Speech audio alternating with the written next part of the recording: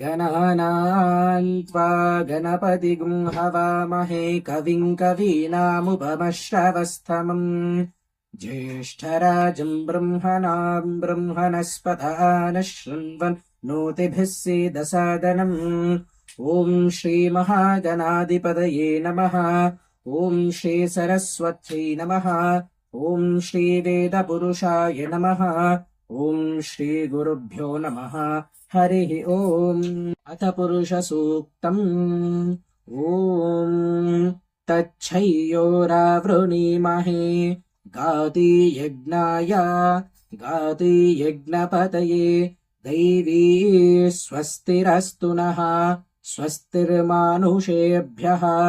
ऊर्ध्वं जिगातु भेषजम् शन्नो अस्तु द्विपदे शं चतुष्पदे ॐ शान्तिः शान्तिः शान्तिः। सहस्रशीर्षा पुरुषः सहस्राक्षः सहस्रपात् स भूमिम् विश्वत हृत्वा अत्यतिष्ठद्दशाङ्गुलम् पुरुष एवेदगुम् सर्वम् यद्भूतै यच्छ भव्यम् उताम्रतत्त्वस्येषानः यदन्नेनातिरोहति एतावानस्य महिमा अतो ज्यायागुश्च पूरुषः पादोऽस्य विश्वाभूतानि त्रिपादस्यामृतम् दिवि त्रिपादूर्ध्व उदैः पुरुषः पादोऽस्येह भवात् पुनः ततो विश्वम् विक्रामत् शासनानशिने अभि तस्माद्विराडजायत विराजो अधिपूरुषः स जातो अत्यरिच्यत पश्चाद्भूमिमतो पुरः यत्पुरुषेण हविषा देवा यज्ञमतन्वत वसन्तो अस्यासीदाज्यम् ग्रीष्म इद्मः शरद्धविः अस्यासन् परिधयः 3 समिधः कृताः देवा यद्यज्ञम् तन्वानाः अबध्नन् पुरुषम् पशुम् तैयज्ञम् बर्हिष प्रोक्षन् पुरुषम् जातमग्रतः तेन देवा अयजन्त साध्या ऋषयश्च ये तस्माद्यज्ञात् सर्वहुतः सम्भृतम् पृषदाज्यम् पशुगुस्तागुश्चक्रे वायव्यान् आरण्यान् ग्राम्याश्च ये तस्माद्यज्ञात् सर्वहुतः ऋचः सामानि जज्ञिरे छन्दागुंसि जज्ञिरे तस्मात् यजुस्तस्मादजायत तस्मादश्वा अजायन्त एके चोभयादतः गावोह जज्ञिरे तस्माज्जात अजावयः यत्पुरुषम् वेददुः प्रतिधाव्यकल्पयन् मुखम् किमस्य कौ बाहु काऊरूपादावुच्येते ब्राह्मणोऽस्य मुखमासीत् बाहुराजन्यकृतः ऊरू तदस्य यद्वैश्यः पद्भ्यागुम् शूद्रो अजायत चन्द्रमा मनसो जातः चक्षुः सूर्यो अजायत मुखादिन्द्रश्चाग्निश्च प्राणाद्वायुरजायत नाभ्या आसीदन्तरिक्षम् शीर्ष्णोद्योः समवर्तत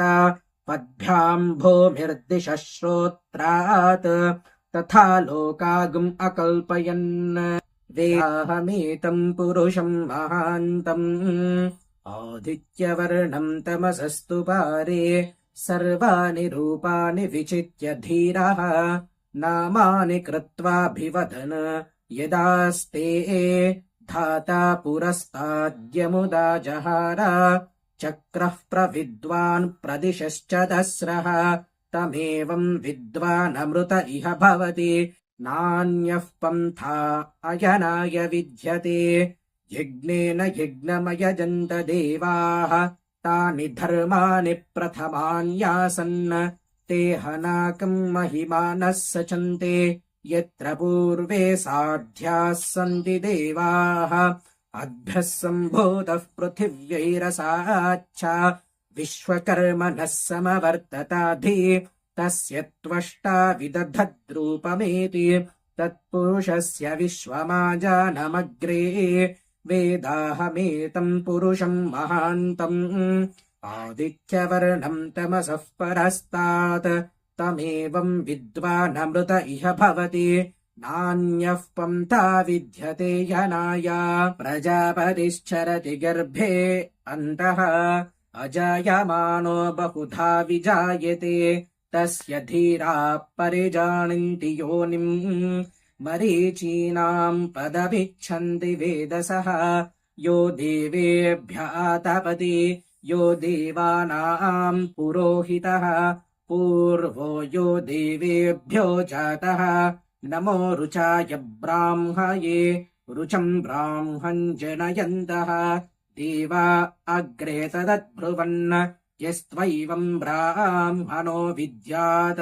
तस्य देवा असनुवशे ह्रीश्च ते लक्ष्मीश्च पत्न्यो